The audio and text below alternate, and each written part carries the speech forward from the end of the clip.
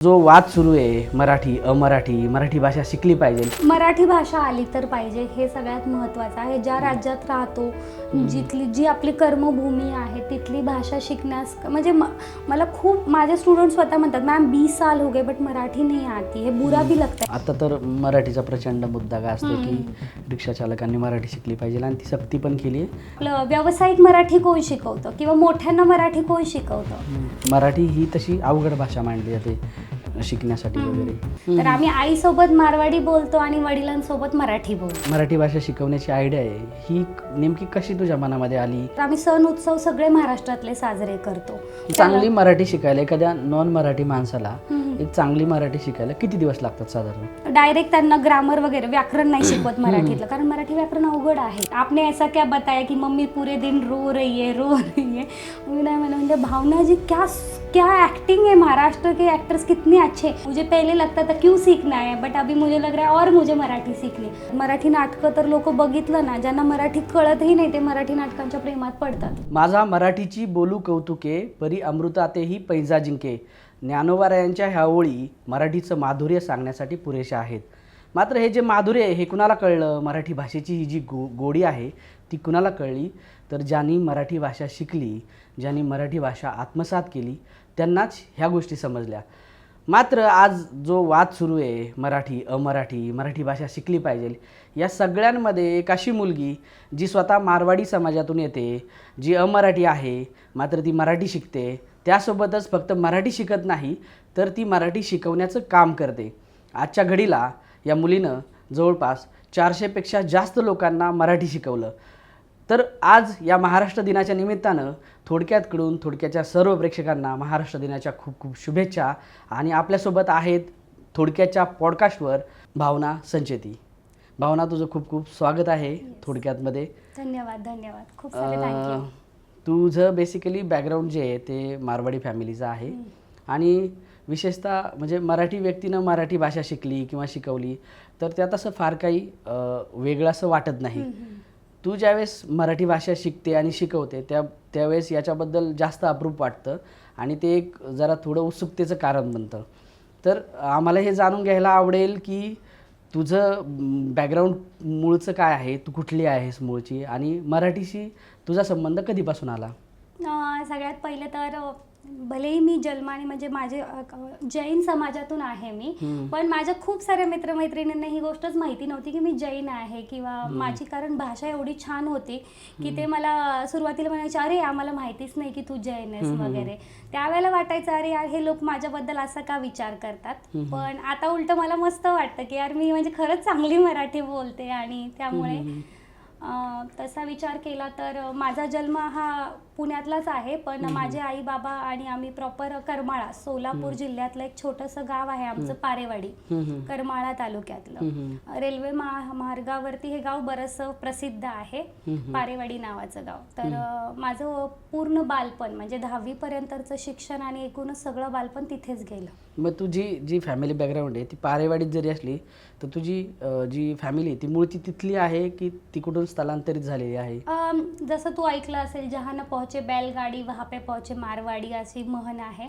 तर म्हणजे जवळपास 4 ते 5 पिढ्यापूर्वी म्हणजे माझ्या आजोबांचे पणजोबा महाराष्ट्रामध्ये आले होते व्यवसायानिमित्त आणि मग ते पहिलं तो आता उजनीमुळे पूर्ण पुनर्वसत झालेला भाग आहे तो, तर ते तिथे राहत होते पारेवाडीमध्ये. आम्ही आता केतूरमध्ये राहतो आणि पारेवाडीमध्ये आमची शेती आहे. तर माझे आजोबा म्हणजे आमच्याकडे पिढीजात शेतीही आहे आणि व्यवसायही केला मग जातो. घरात कसं वातावरण आहे? मारवाडी पद्धतीचं वातावरण होतं का महाराष्ट्रात मराठी भाषेचं वातावरण होतं? आमच्या घरामध्ये मिक्स वातावरण आहे. म्हणजे वातावरण कशा पद्धतीचं आहे तर आम्ही सण उत्सव सगळे महाराष्ट्रातले साजरे करतो, पण आमची जी खानपान पद्धत आहे, खाण्यापिण्याच्या ज्या सवयी किंवा खाण्यापिण्याची पद्धत आहे ती सगळी राजस्थान मधली आहे. किंवा जे त्याच्यासाठी जे शब्द वापरले जातात वगैरे ते, किंवा आम्ही घरामध्ये मारवाडी बोलतो.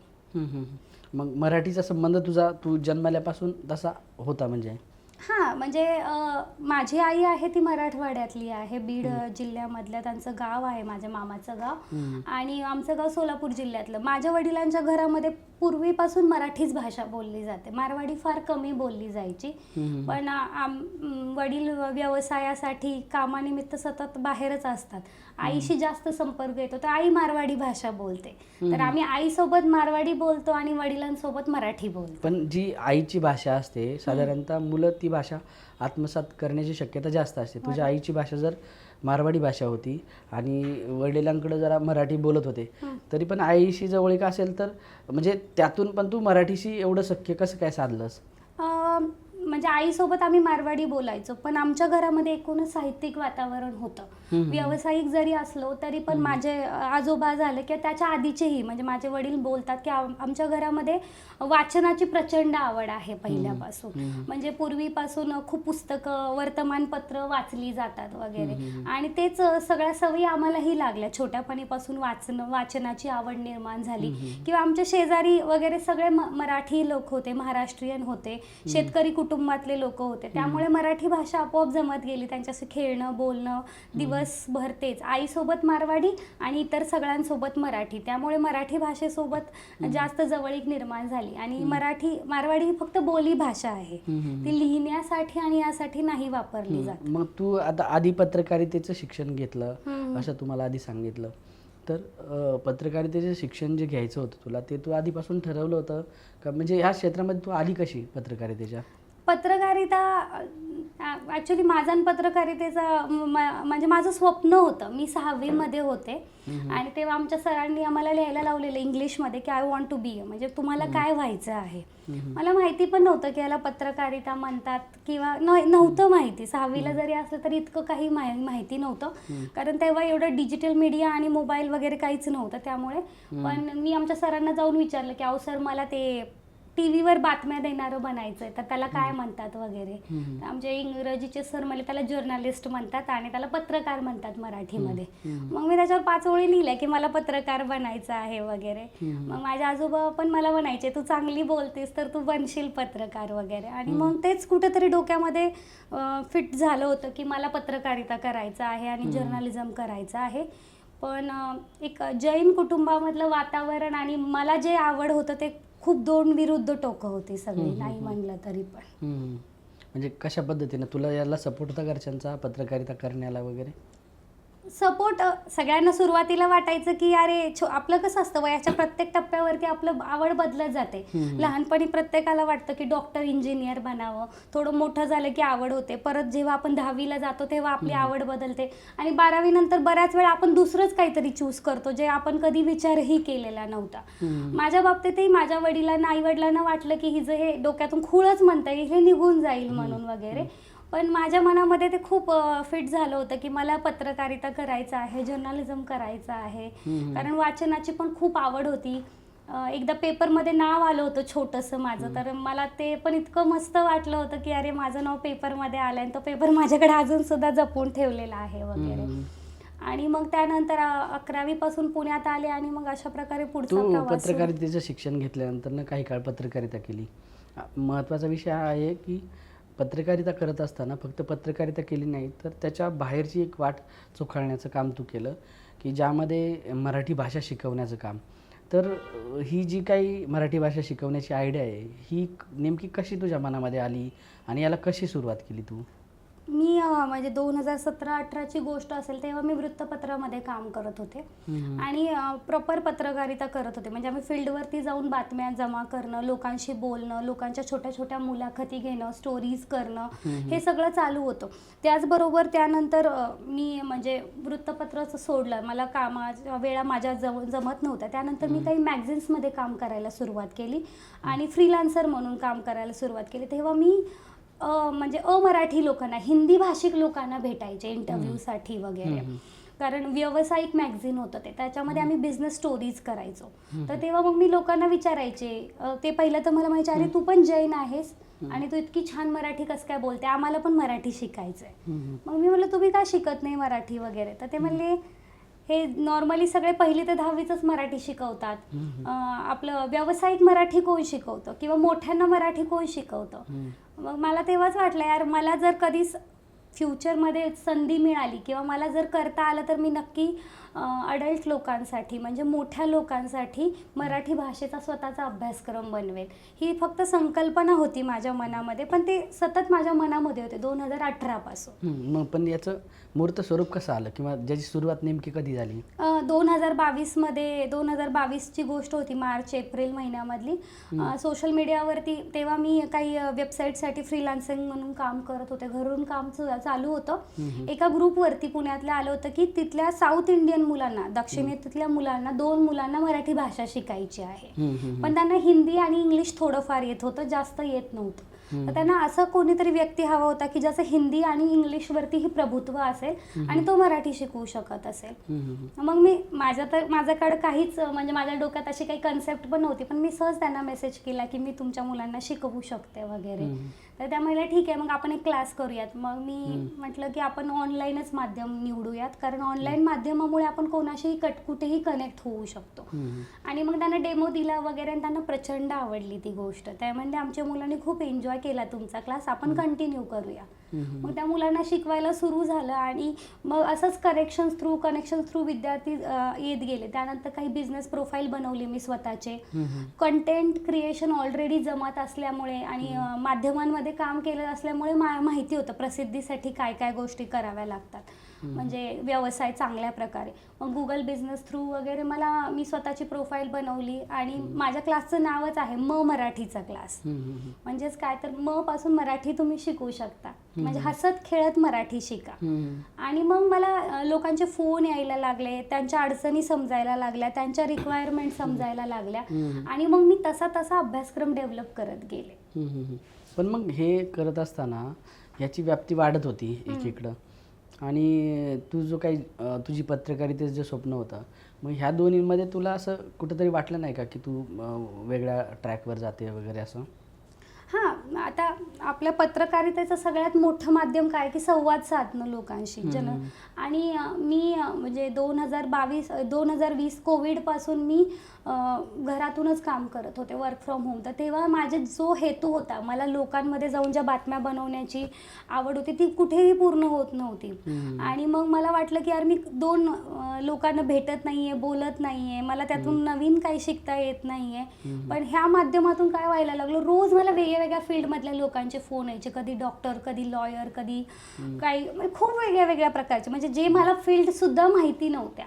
आणि मी मला यार हे माध्यम पण आहे की जे मला लोकांसोबत जोडून ठेवू शकतं. आणि मग मी म्हटलं ठीक आहे, पत्रकारितेतला जो मुख्य उद्देश आहे की टू इन्फॉर्म और टू टीच, म्हणजे लोकांना काहीतरी माहिती देणं आणि सांगणं, हा कुठे ना कुठे हा हेतू माझा इकडून पूर्ण होत आहे. म्हणून मग मी याच बाजूला जास्तीत जास्त काम करण्यास सुरुवात केली. मग आता तर मराठीचा प्रचंड मुद्दा गाजतो की रिक्षा चालकांनी मराठी शिकली पाहिजे, आणि ती सक्ती पण केली आहे, जी आता थोडी लांबणीवर पडली, पण ती कंपल्शन आहे. तर मला तुला विचारायचं आहे की तुझ्याकडे जे काही स्टुडंट येतात ते मुळात त्यांना गरज आहे ती गोष्ट शिकण्याची म्हणून येतात की त्यांना आवड आहे म्हणून येतात? याचं साधारणतः प्रमाण काय आहे? माझ्याकडे 2 वर्गातले लोक येतात. एक तर गरज आहे म्हणून शिकतात आणि दुसरे आहेत ते आवड म्हणून शिकतात. तर गरज म्हणून आहेत त्यांचं प्रमाण जास्त आहे आणि आवड आहे म्हणून त्यांचं प्रमाण कमी आहे. पण जी गरज म्हणून येतात ना, आपण त्यांच्या आवडमध्ये त्यांचं रूपांतर आवडीमध्ये होतं की त्यांना त्यानंतर एवढा इंटरेस्ट डेव्हलप होतो की त्यांना अभी इतना सीख लिया है तो और भी सीख लेते हैं, आणि मग ते पूर्णपणे शिकून घेतात. पण साधारणतः ही म्हणजे मराठी ही तशी अवघड भाषा मानली जाते शिकण्यासाठी वगैरे. तर साधारणतः त्याची तू ज्यावेळेस शिकवते त्यावेळेस तुला त्याची काठिण्य पातळी कळत असेल की समोरचा ती अडॅप्ट करायला किती वेळ लावतो वगैरे. तर साधारणतः याच्याबद्दलचे तुझे काय अनुभव आहेत का? मी जो अभ्यासक्रम बनवला आहे तो तर 3 महिन्याचा बनवलेला आहे, ज्याच्यामध्ये आपण आठवड्यात 4 क्लासेस घेतो, 4 तास घेतो क्लासेस. आणि आपला जो क्लास आहे त्याच्यामध्ये आपण जेव्हा त्या व्यक्तीसोबत बोलायला सुरुवात करतो तेव्हा माझ्या लक्षात येतं की हा व्यक्ती किती कॅप्चर करू शकतो. त्या अकॉर्डिंगली आपण त्याला शिकवायला सुरुवात करतो. आणि मग आपण डायरेक्ट त्यांना ग्रामर वगैरे व्याकरण नाही शिकवत मराठीतलं, कारण मराठी व्याकरण अवघड आहे आणि त्याचा लगेच प्रॅक्टिकली तुम्ही उपयोग पण नाही करू शकत तसा विचार केला तर. मग आपण काय करतो, सुरुवातीला त्यांचा चांगला कॉन्फिडन्स डेव्हलप व्हावा म्हणून त्यांना आपण मराठी भाषेतली 100 वाक्य शिकवतो. अच्छा. जेणेकरून त्यांना काय होतं की कॉन्फिडन्स डेव्हलप होतं. नाही म्हणलं तरी लोकांचं असं असतं ना, तूप खाल्लं की रूप आलं पाहिजे. बरोबर. ही आहे पण कुठेतरी त्याच्यात चला मानसिकता. चांगली मराठी शिकायला एखाद्या नॉन मराठी माणसाला एक चांगली मराठी शिकायला किती दिवस लागतात साधारण? जर त्यांनी मराठी भाषेचा म्हणजे क्लास करून जर त्यांनी प्रॅक्टिस केली तर एक 8 ते 9 महिन्यात तो उत्तम मराठी भाषा बोलू शकतो. आणि पण त्याला तुम्हाला प्रॅक्टिस करणं गरजेचं आहे. पण तू आता हे शिकवताना तुला काही अडचणी वगैरे आल्या का, किंवा काही असे कटू अनुभव वगैरे आले का? हो, अडचणी तर खूप आल्या ना. सुरुवातीला लोकांना म्हणजे जेव्हा लोक कनेक्ट व्हायचे तेव्हा त्यांना कॉन्फिडन्स, सगळ्यात मोठं चॅलेंज तरी असतं की त्यांना कॉन्फिडन्स निर्माण करायचा की ती ही भाषा शिकू शकतात. कारण माणूस शिकायला जरी आला तरी एक माझ्याकडे वयोगटातले जास्त करून 18च्या पुढचे लोक येतात, ज्यांचं शिक्षण थोडंसं म्हणजे 25 नंतरचे तर जास्त लोक आहेत माझ्याकडे. म्हणजे एक स्टेबल आयुष्य ज्यांचं सुरू झालेलं आहे, नोकरी वगैरे. मग थोडा त्यांना कॉन्फिडन्स निर्माण करायचा वगैरे. अनेक वेळा काही काही लोकांशी वाद पण होतात की त्यांना वाटतं की आपण काही चुकीचं सांगतोय का त्यांना, किंवा ते प्रचंड आपल्याला इंटरप्ट करतात, नाही मॅम हे कसं काय, ते कसं काय. म्हणजे आपला अभ्यासक्रम बाजूला राहतो आणि त्यांच्या शंकाच खूप वेळ चालत राहतात. असं होतं बऱ्याच वेळेला. अच्छा. आणि चांगले अनुभव तर चांगले अनुभव खूप आहेत. आणि आपण जेव्हा कोणतीही भाषा शिकतो, म्हणजे मी मराठीच नाही पण कोणतीही भाषा शिका, तर तुम्ही ती भाषा शिकत नाही तर त्यांची संस्कृती शिकता, तिथल्या लोकांची मानसिकता शिकता, त्यांचं जे खाद्य संस्कृती शिकता, त्यांचं जे कपड्यांचं कल्चर आहे, त्यांची जी सगळ्याच गोष्टी तुम्ही शिकता. म्हणजे तुम्ही एक भाषा न शिकता तुम्हाला तुमच्या जीवनाकडे बघण्याचा एक वेगळा दृष्टिकोन मिळतो.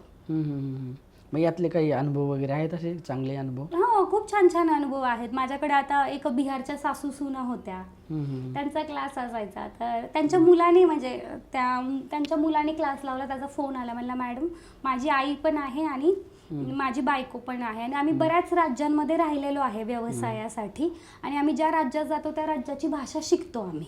अच्छा. बरं, मी म्हणलं मग दोघींना एकाच बॅचमध्ये टाकूया. तर तो मला नको, दोघींना एका बॅचमध्ये टाकलं ना तर त्यांचं वेगळ्या मुद्द्यावरती चालू होईल, तुम्ही वेगळा क्लास घ्या.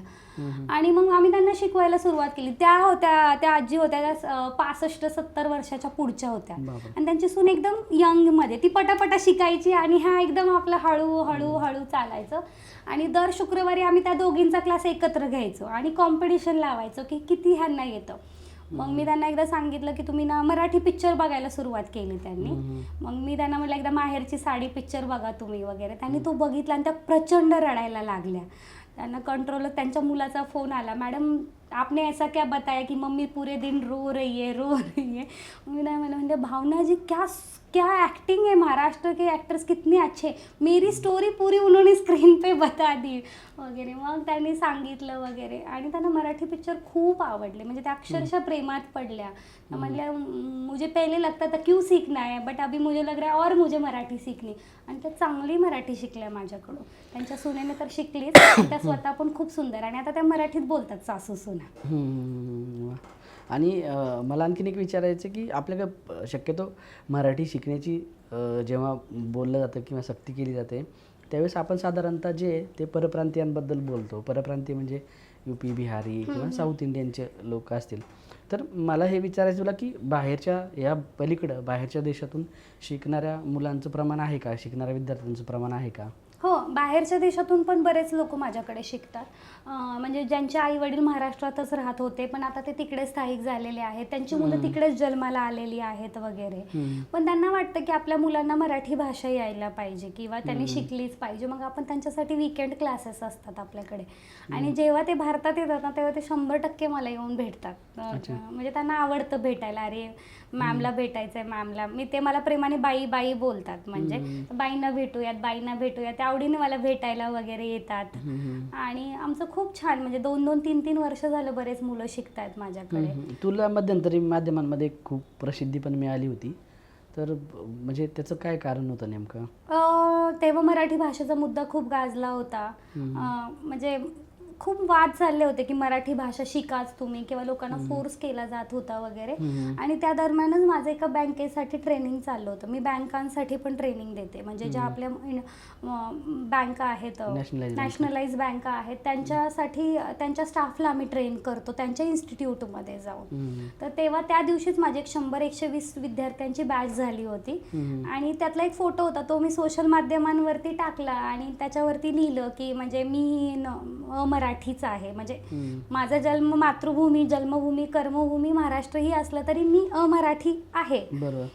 तर तरीही मी मराठी बोलते, मी मराठी शिकते आणि मी लोकांनाही शिकवते. तर लोकांनाही भाव खूप आवडलं होतं आणि मला खूप छान प्रतिसाद मिळाला होता बऱ्याचशा मोठ्या पत्रकारांनी. आणि त्याबरोबरच आपल्या बऱ्याचशा पार्टीजने पण मला, आपल्या ज्या राजकीय पार्टीज आहेत त्यांनीही खूप चांगलं, आणि सामान्य नागरिकांनीही मला खूप चांगला प्रतिसाद दिला होता की तुम्ही एवढं छान काम करताय, तर आमच्या तुम्हाला खूप साऱ्या शुभेच्छा आहेत म्हणून असं. पण मग आता हे तुला साधारणतः आपण ज्या फील्डमध्ये काम करतो त्या फील्डमधले लोक आपल्याला, किंवा त्या फील्डमध्ये काय चाललं आहे आपल्याला माहीत असतं, तर साधारणपणे मराठी शिकवणारे असे किती संस्था आहेत किंवा लोक आहेत, आणि यांची संख्या किती आहे साधारण, याच्याबद्दल काय तुझं आकलन आहे का? हां, म्हणजे आता मध्यंतरी ना मी खूप याविषयी अभ्यास केला की मी म्हटलं आपण जाणून घ्यायला हवं की एक्झॅक्ट आपण, म्हणजे मला म्हणजे 2022 पासूनची गोष्ट आहे, मी क्लास सुरू केला. आत्ता 2026 आहे.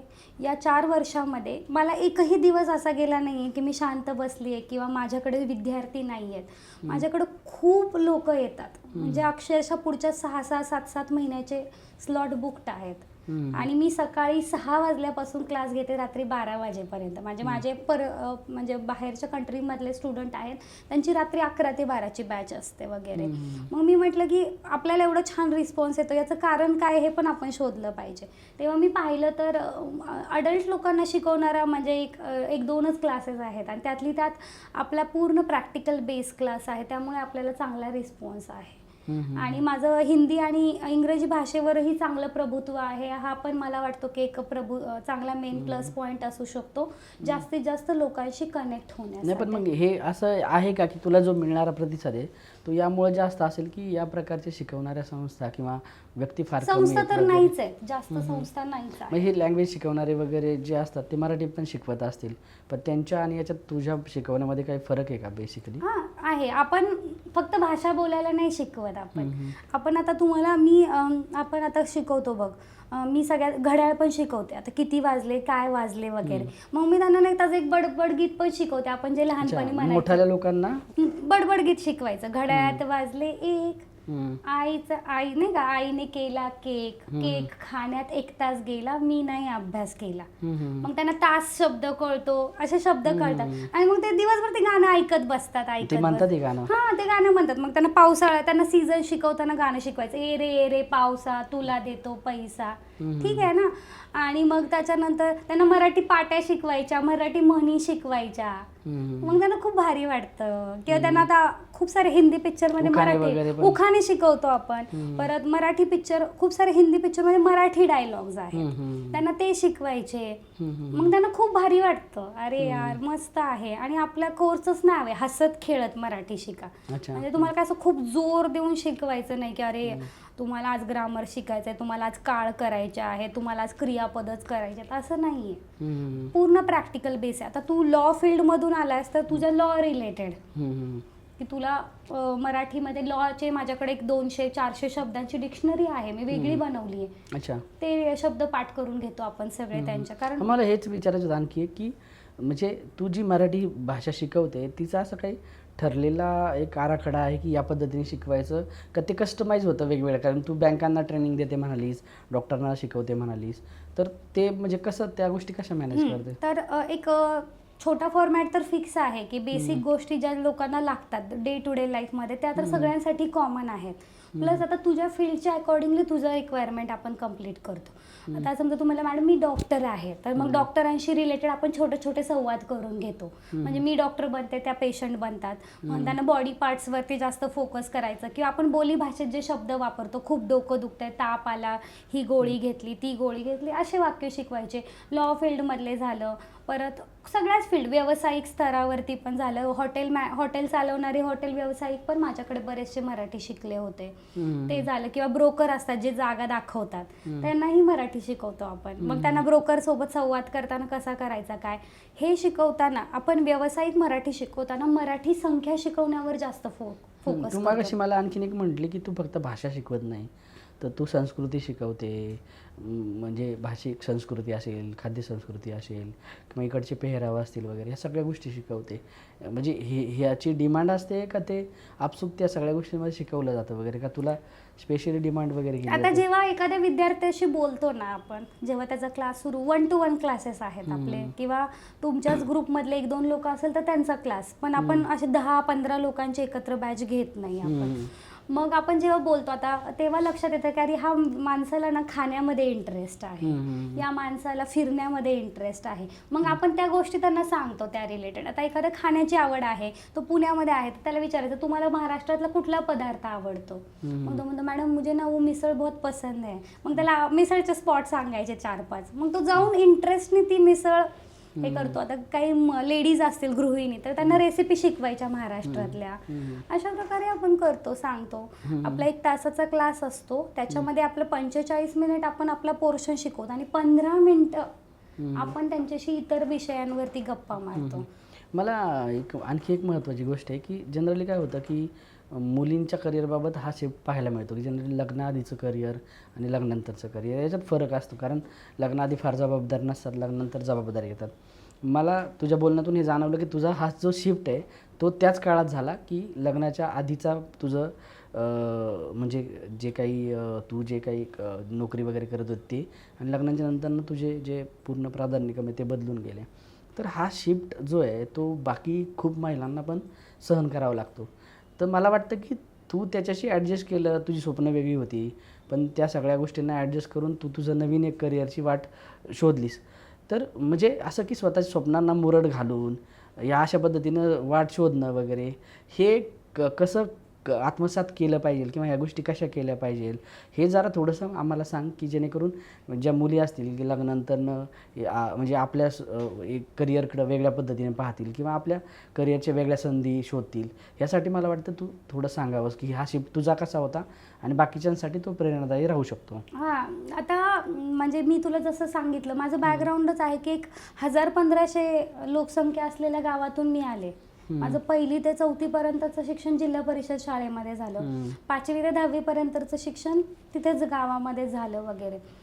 आणि आमचं गाव खूप छोटं, म्हणजे पावसाळ्यात आमच्या सगळे वर्ग अक्षरशः पाण्याने भरून जायचे. माझ्या वर्गात 26 मुली होत्या, त्यातल्या आम्ही 3 ते 4 जणीच आत्ता काहीतरी करतो. म्हणजे बाकी सगळ्या मुलींची तर 10वी-12वी मध्येच लग्न झाली किंवा काय वगैरे. त्यातली त्यात मग मला वाटलं यार मला ही संधी मिळते की मी 11वी पासून पुण्यात आहे, शिक्षण घेते. माझ्या आई वडिलांनीही माझ्यासाठी भरपूर केलं. म्हणजे त्यांनी आमच्यासाठी पुण्यामध्ये माझी आई 15-16 वर्ष झालं अपडाऊन करते, 2-3 दिवस पुण्यात, 2-3 दिवस गावाकडे वगैरे. लग्नानंतर मलाही खूप अवघड वाटलं. एकतर मीडिया फील्डच्या तुलाही माहिती, वेळा काहीच नसतात हे, आणि त्यातली त्यात एखादी मुलगी जर्नलिझम करते. आमच्या म्हणजे मला वाटतं आमच्या जैन कम्युनिटीमधल्या हातावर मोजणाऱ्या काही इतक्या मुली असतील ज्या पत्रकारिता करतात, त्यातली मी एक होते. लोकांना मला सांगण्यापासून सुरुवात होती की अरे पत्रकारिता काय असते, ह्याचा कोर्स असतो का, हे पण लोकांना पडायचं वगैरे. किंवा सुरुवातीला मी लिहायचे तर लोकांना वाटायचं एवढं बिनधास्त कसं काय लिहू शकते, कोणाबद्दल मत कसं काय मांडू शकते. किंवा माझी स्वतःची एक विचारसरणी होती, ह्यातून आजूबाजूच्या लोकांनाही प्रचंड त्रास झालाच असेल. पण मला वाटायचं यार मला प्रत्येक वेळी अजूनही वाटतं की मला एक देव संधी देतो तर मी का सोडतीये ती संधी. खूप वेळा असं थकून गेल्यासारखं होतं, हरल्यासारखं होतं, सगळं सोडून देऊ वाटतं. पण परत दुसरं एक मन असतं ना, ते आपल्याला म्हणतं की यार नाही, अजून थोडंसं करून बघू प्रयत्न, काहीतरी नक्की सापडेल ना आपल्याला. चांगली चाललेली पत्रकारिता सोडली मी, म्हणजे चांगल्या मोठ्या वृत्तपत्रामध्ये होते मी. जे बायलाईनचं स्वप्न असतं माणसाचं, त्या बायलाईन्स मला इझिली मिळत होत्या, म्हणजे चांगलं काम करत होते त्यामुळे मिळत होत्या. पण हे सगळं मी म्हटलं हे खूप काळ टिकणारं नाहीये. हे काही काळानंतर कुठे ना कुठे माणसाला थांबावंच लागतं. आता तूही, तुझा प्रवास मला जवळून माहिती आहे, तूही एका चांगल्या मीडिया हाऊसमधून थोडक्यात सुरू केलंस. नवीन वेगळ्या वाटा शोधायला पाहिजेत ना, आणि ज्या खूप काळ राहतील आणि जिथे आपल्यासोबत कुठल्या दुसऱ्याचं नाव न जोडता आपल्या स्वतःसोबत दुसऱ्यांची नावं जोडली जातील, हा माझ्यासाठी महत्त्वाचा होता. म्हणून मग मी म्हटलं की हा प्रयत्न करून बघूयात. हारण्यासारखं काही नव्हतं जवळ, म्हणजे जिंकण्याचे चान्सेस जास्त होते ना, म्हणून म्हटलं चला ठीक आहे प्रयत्न करून बघूयात. हे मला आणखीन एक विचारायचं की मराठी भाषा आपण म्हणतो लोकांनी शिकली पाहिजे, बरोबर, पण मग शिकवणारे लोक कमी आहेत. सो तुझ्या या बिझनेसमध्ये अजून किती स्कोप आहे? किती लोक आल्यावर खूप स्कोप आहे. किती लोकांना, किती मुलींना, किती ज्यांना शिकवता येऊ शकते किंवा हे करिअर म्हणून चूज करता येऊ शकते? खूप संधी आहेत. फक्त तुम्हाला आहे ना, तुमचं वाचन चांगलं पाहिजे, तुम्हाला क्विक रिस्पॉन्स देता आला पाहिजे. समोरच्या माणसाच्या मनात काय किंवा त्याला काय पाहिजे ते आपल्याला समजलं ना, तर तुम्ही ते नक्की ते करू शकता. आणि याच्यामध्ये खूप स्कोप आहे. म्हणजे माझ्याकडे लोक मला म्हणतात मॅम, मी त्यांना म्हटलं ना स्लॉट अवेलेबल नाही, मॅम दुसऱ्या कोणाचा नंबर असेल तर द्या ना. पण मी नंबर द्यायलाच माझ्याकडे कोणाचा नंबर नाही आहे, तेवढं चांगला नंबर नाही आहे. मी काही लोकांना माझ्यासोबत घेऊन काम करण्याचा पण प्रयत्न केला, पण मला वाटलं नाही की ते तेवढ्या चांगल्या पद्धतीने होत आहे. कारण व्यावसायिक दृष्टिकोन तर असतोच प्रत्येकाचा, पण त्याबरोबरच एक कामाप्रती जी आपली एक निष्ठा असते, आणि आपण जेवढं जीव ओतून काम करू शकतो तेवढा समोरच्या व्यक्ती करू शकेल की नाही, मला एवढी शाश्वती वाटत नाही त्या गोष्टीची. असं आहे. आता लवकरच मी रेकॉर्डेड कोर्स पण माझा लॉन्च करते, वेबसाईट लॉन्च केली आहे मी ऑलरेडी. खूप संधी आहेत, म्हणजे संधी प्रचंड आहेत, पण तेवढी गुणवत्ता देणारे लोक नाही आहेत. म्हणजे हे लोक म्हणतात की काही अनटच्ड फील्ड असतात, तशी ही एक खूप कमी, म्हणजे खूप कमी लोकांनी जिथं करिअर म्हणून चूज केले अशी एक करिअरची वाट आहे, आणि त्याच्यामध्ये खूप चांगले चान्सेस आहेत. खूप छान. आणि तुम्हाला ना, म्हणजे इकॉनॉमिकली पण खूप चांगला मार्ग आहे हा, की तुम्हाला एक लोकांना काय वाटतं की शिक्षकी पेशा नाही म्हणलं तरी हा शिक्षकी पेशाचाच भाग येतो वगैरे, पण हे खूप वेगळं फील्ड आहे. आणि याच्यामध्ये ना तुम्ही इतक्या असंख्य वेगळ्या लोकांसोबत जोडले जाता. म्हणजे मी तुला सांगू, जेव्हा मी शिकवायला सुरुवात केली तेव्हा माझी खरंच एवढी मराठी चांगली नसेल जेवढी माझी आत्ता चांगली मराठी आहे. म्हणजे मी स्वतःच खूप डेव्हलप झाले. पण मग याच्यासाठी तयारी काय करावी लागते साधारण? तू ज्यावेळेस पत्रकारिता सोडून ठरवलं की मला हे मराठी शिकवायचं काम करायचं आहे, अर्थातच की आपली काही तेवढी तयारी नसते की मुळाक्षरांपासून वगैरे, प्रत्येकाला ती काही पूर्ण तोंडपाठ असतात किंवा माहीतच असतात, असं अशातला भाग नाही. मग ह्या अशा गोष्टींना तू त्याची प्रॅक्टिस काय केली किंवा त्याची तयारी कशा पद्धतीने केली? मी काय करायचे की मी पाहायचे, अरे कोणाला काय अडचण येते, कोणाला ळ बोलायलाच खूप त्रास होतो. माझ्यासाठी ळ बोलणं ही खूप नॉर्मल गोष्ट आहे. मी सहज म्हणते बाळ, काळ, टाळ, कारण आपल्या रोजच्या भाषेतले, पण ते समोरच्या व्यक्तीसाठी ते चॅलेंज आहे ना ळ बोलणं, कारण ळ हे दुसऱ्या भाषेमध्ये नाहीये जे मराठीमध्ये आहे. मग मी असा विचार करायचा ना, एक सोपे उदाहरण काय देऊ, तर आता सगळ्यात सोपं आणि छान उदाहरण मी तुला सांगते. महाराष्ट्र म्हटलं की बाळासाहेब ठाकरेंचं नाव जोडलं जातं बऱ्यापैकी, म्हणजे लोकांना आवडतात, ते प्रचंड आवडतात. मग आपण लोकांनाच विचारायचं, अरे आपको महाराष्ट्र की कौन सी पार्टीज पता है? तो नाम शिवसेना पता है. मग शिवसेना किन्होंने स्थापन की, शिवसेना किन्होने शुरू की? तो बोलते मैम बाला साहब ठाकरे. नहीं उनका नाम अलग है. तर मग ते एवढा प्रयत्न करतात, मग त्यांना ते लास्टला जमलं ना, त्यांना तो प्रचंड आनंद होता. अरे हा ळ, मग मला पण कळायला, अरे ळ आहे, न आणि अन मधला फरक कसा असतो. खूप गोष्टी मी शिकले लोकांकडून, आणि ज्या मलाही मराठीतल्या माहिती नव्हत्या अशा बऱ्याचशा गोष्टी मला माझ्या विद्यार्थ्यांकडून माहिती होतात. त्यामुळं कोणाला भाषा शिकवणं आहे ना, हे आपल्या स्वतःची कंटिन्यू चाललेली एक डेव्हलपमेंट आहे. म्हणजे त्यासाठी भाषा पूर्ण किंवा आपण एक्सपर्टच असलो पाहिजे असं काही नाही आहे. काही नाही. बऱ्याचशा मला नंतर कळालं की बंगालीमधले आणि मराठीमधले बरेचसे शब्द सारखे आहेत, बिहारीमध्ये आणि मराठीमध्ये बरेचसे शब्द आहेत सारखे, किंवा हिंदीमध्ये आणि मराठीमध्ये तर आहेतच. किंवा आता आपण मराठीमध्ये काय म्हणतो, शिक्षा शब्द आपण मराठीत वापरतो, तर मराठीत शिक्षा शब्दाचा अर्थ काय होतो? पनिशमेंट. आणि हिंदीमध्ये शिक्षा शब्दाचा अर्थ काय होतो? एज्युकेशन. शिक्षण. असेही खूप मजेशीर फॅक्टर्स आहेत किंवा अशा खूप गोष्टी आहेत. आणि यासाठी वाचन सगळ्यात महत्त्वाचं आहे. वाचन महत्त्वाचं. आणि लोकांसोबत लोक जे सांगतात त्या गोष्टी लक्षात ठेवणं आणि आपण त्या गोष्टी आपल्यामध्ये घेणं आणि मग ते अजून आपण वाचणं त्याच्याबद्दल. कारण वाचल्याशिवाय तुम्हाला अजून त्याच्यातली डिटेल माहिती मिळू शकतच नाही. त्यामुळे वाचन हा सगळ्यात महत्त्वाचा मुद्दा आहे. मग आता हे ही जी काही शिकविण्याची तुझी प्रोसेस आहे, शिकवण्याची प्रोसेस आहे, ती अजून पुढच्या लेवलला घेऊन जाते तू आता? खूप म्हणजे मला बाहेरच्या देशातूनही खूप चांगला रिस्पॉन्स आहे. काही मराठी मंडळांसोबत सुद्धा माझं बोलणं चालू आहे. तर मग माझं असं आहे की आपण जास्तीत जास्त लोकांपर्यंत, माझ्याकडे तंजावरवरूनही काही लोक कनेक्ट झाले. तंजावरमध्येही मराठी भाषा बोलली जाते. तर तिकडे आहे. इंदोरमध्ये खूप मराठी भाषा बोलली जाते. तर तिथे म्हणजे फक्त महाराष्ट्रच नाही तर जगभरामध्ये बऱ्याच ठिकाणी मराठी भाषा. तर मला आहे की अशा सगळ्या लोकांशी मी कनेक्ट व्हावं आणि जास्तीत जास्त काहीतरी मराठी भाषेसाठी मलाही काहीतरी करता यावं, हा माझा खूप महत्त्वाचा. पण मग ह्या सगळ्या याच्यामध्ये तू काही स्वतः पण त्याच्यावर काम करत असेल ना, मराठी भाषेवर, किंवा काही त्याच्यात आणखीन काही वेगवेगळे प्रयोग वगैरे असं काही करते का तू? हां, मी खूप सारे वेगळे प्रयत्न करते. म्हणजे मी लोकांशी बोलते या फील्डमध्ये ज्यांनी ऑलरेडी बऱ्याच वर्ष काम केलेलं आहे, मराठी भाषेतले शिक्षक झाले किंवा मोरा वाळिंबीचे व्याकरणाचे पुस्तकं आहेत ते वाचते मी. त्यातून मला अजून काही मिळतंय का? किंवा यूट्यूबवर वगैरेही बरेच लोक मोफत मराठी शिकवतात. तर ते काय शिकवतात ह्याचाही मी अभ्यास करते, जेणेकरून मला अजून त्यात नवीन काही देता येईल का आणि जास्तीत जास्त लोकांसोबत कनेक्ट करता येईल का, हा महत्त्वाचा प्रयत्न. मला तर तुला एक शेवटचा प्रश्न विचारायचा. प्रश्न पॉलिटिकल आहे. सध्या जी काही मराठी सक्तीची जी काही चळवळ सुरू आहे किंवा मागणी होते किंवा एक सक्ती केली जाते, त्याच्याबद्दल तुझं मत काय आहे स्वतःचं? मराठी भाषा आली तर पाहिजे, हे सगळ्यात महत्त्वाचं आहे. ज्या राज्यात राहतो, जी आपली कर्मभूमी आहे तिथली भाषा शिकण्यास म्हणजे मला खूप माझे स्टुडंट स्वतः म्हणतात, मॅम 20 साल हो गए बट मराठी नाही आती है, बुरा भी लगता है. त्यांना स्वतःलाही वाईट वाटतं या गोष्टीचं. पण मला एकूणच वाटतं की आपल्या बाजूनेही त्याबाबत प्रयत्न केले गेले पाहिजेत. लोकांना शिकवण्यासाठी आपण माध्यमं उपलब्ध करून दिली पाहिजेत तशी. मग लोक मराठी का नाही शिकणार ना? आणि मराठी खूप छान भाषा आहे. कविता झालं, मराठी गाणी, मराठी पिक्चर्स किती चालतात. मराठी नाटकं तर लोक बघितलं ना, ज्यांना मराठी कळतही नाही ते मराठी नाटकांच्या प्रेमात पडतात की किती म्हणजे आवाजातला चढ उतार झाले ह्या सगळ्या. तर प्रयत्न दोन्ही बाजूने होणं गरजेचं आहे. राज्य शासन असो किंवा आपण सामान्य नागरिक म्हणूनही आपल्या आजूबाजूच्या लोकांशी आपण मराठीतच बोलायचा आग्रह धरायचा. कोणी शिकत असेल, अनेक वेळा काय होतं की माझे स्टूडेंट बोलतात, मॅम हम ऑफिस में बात करते बट सब लोग हंसते हमारे ऊपर. मैं उनको पहले ही बता देने का की मैं सीख रहा हूँ तो मुझे सिखाओ. मग चुकीचं मराठी शिकवतात बऱ्याच वेळेला. का आपण आपली भाषा चांगली बाजू दाखवा ना, चांगले प्लस पॉईंट शिकवा ना लोकांना. आणि प्रत्येक माणूस शिकवू शकतो. असं काही नाही आहे की मी फक्त मराठी शिकवणारी आहे तर शिकवू शकते. आपणही शिकवू शकतो.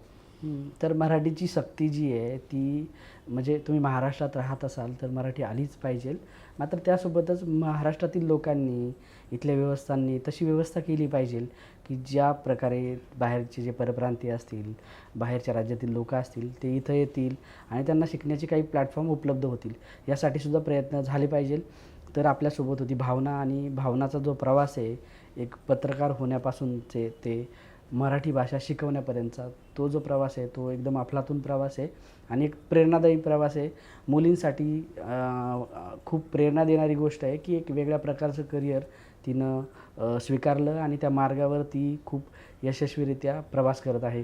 भावना, तू थोडक्यात मध्ये आलीस, आमच्यासोबत या सगळ्या तुझ्या गोष्टी शेअर केल्यास, अगदी मनमोकळेपणानं कुठलाही हातचा न ठेवता सगळ्या गोष्टी सांगितल्या, त्याबद्दल तुझे खूप खूप आभार. आणि तुला तुझ्या भावी वाटचालीसाठी, तुझ्या करिअरसाठी खूप खूप शुभेच्छा. नक्कीच. सर्व प्रेक्षकांनाही महाराष्ट्र दिनाच्या खूप खूप शुभेच्छा. ज्याप्रमाणे आपण म्हणतो ना की मी एकाला मदत केली तर त्याने पुढच्या 5 लोकांना मदत करावी. आपण आपल्या आजूबाजूच्या ज्यांना मराठी भाषा शिकण्याची इच्छा 5 वाक्य तरी शिकवावीत, जेणेकरून आपली मराठी भाषा जास्तीत जास्त लोकांपर्यंत पोहोचेल आणि त्याचा आनंद जास्तीत जास्त लोक घेऊ शकतील. कारण भाषा हे खूप लोकांना जोडणारं महत्त्वाचं माध्यम आहे. धन्यवाद. Thank you so much.